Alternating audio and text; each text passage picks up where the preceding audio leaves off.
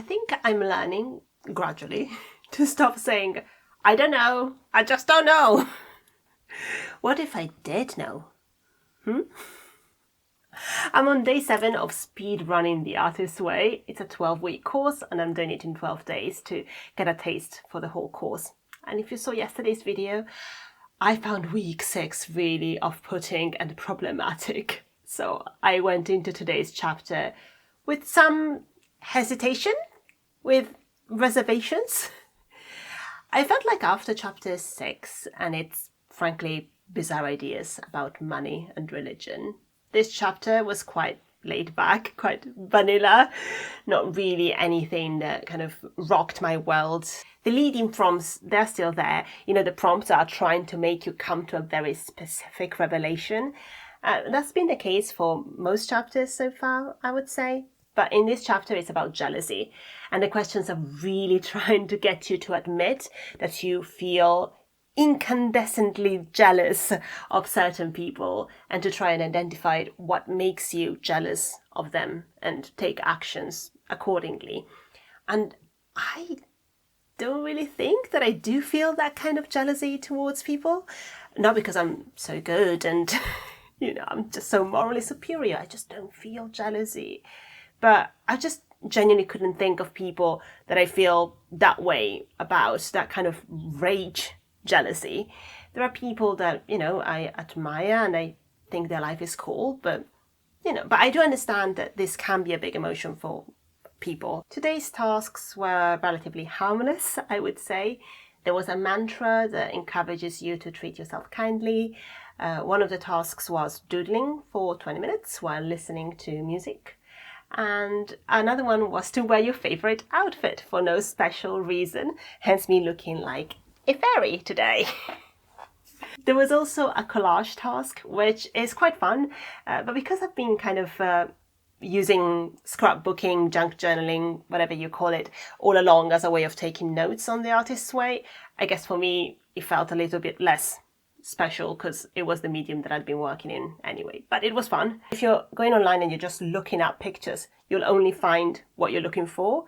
But when you're going through magazines, you're actually just seeing things that you may not have thought of, but they kind of spark inspiration in you. So I went on to archive.org and they have loads of magazines scanned online there. So you can see them digitally. I think it's a nice compromise if you don't have a lot of physical magazines lying around, but you want that element of randomness. But I think by far the most valuable thing today was actually something that was introduced a few chapters ago.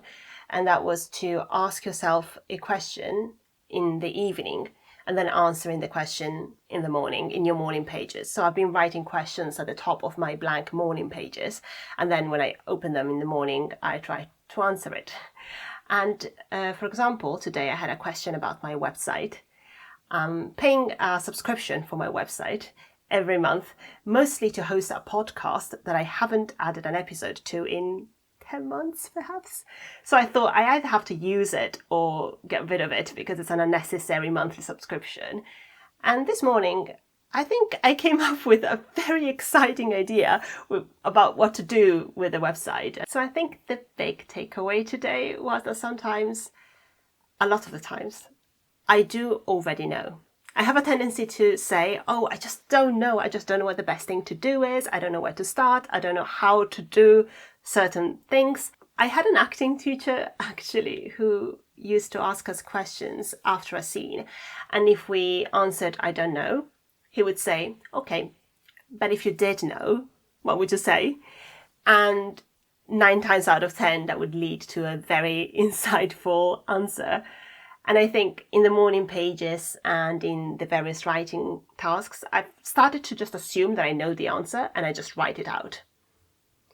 And it's interesting because I feel like, your revelations come at the same time as when the book gets to that part. Obviously, I'm doing it really fast, but I think it's one of the reasons why I found this chapter quite harmless, because it was kind of reiterating things that I was coming to the same conclusions myself.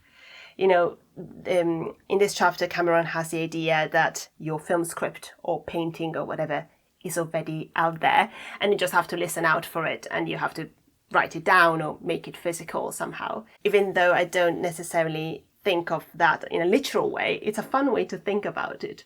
You know, my website already exists out there, and I just have to make it visible to everybody by molding the website I have now into that version. So I think today was a day of consolidating, I guess, starting to reap some of the rewards of the daily practice. And obviously this makes a lot of sense if you were doing it week by week.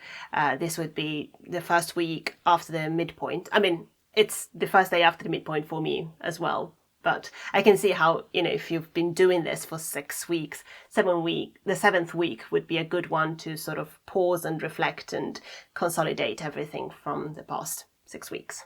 That's all from me for chapter 7. I'll see you tomorrow with chapter 8. Thank you for watching. Good night.